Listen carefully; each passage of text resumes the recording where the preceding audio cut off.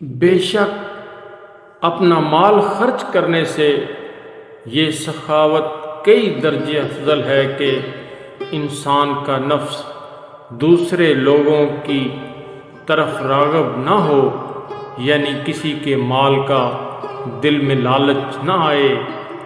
لوگوں کے مال و دولت سے لالچ نہ کرنا پاک دامنی اور بلند ہمتی ہے۔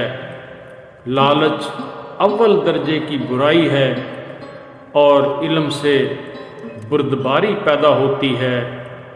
لالچ آدمی کو ہر بری چیز کے پاس لے جاتی ہے مگر کامیابی کے ساتھ واپس نہیں کرتی، اور یہ ایک ایسا ضامن ہے جو وفا نہیں کرتا۔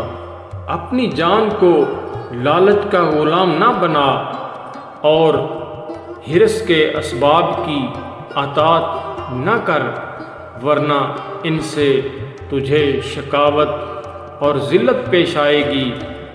اپنے نفس کو اس چیز کا لالچ نہ دے جو حاجت سے زائد ہے، ورنہ یہ زیادتی کا طالب ہو جائے گا۔ بہترین اخلاص یہ ہے کہ آدمی دوسروں کے مال و دولت سے نا امید ہو۔ لالچ جیسی کمینہ خصلت سے بچے رہو کہ یہ تمام برائیوں کا سر ذلت کی کھیتی نفس کو خوار کرنے والی اور بدن کو تکلیف دینے والی ہے۔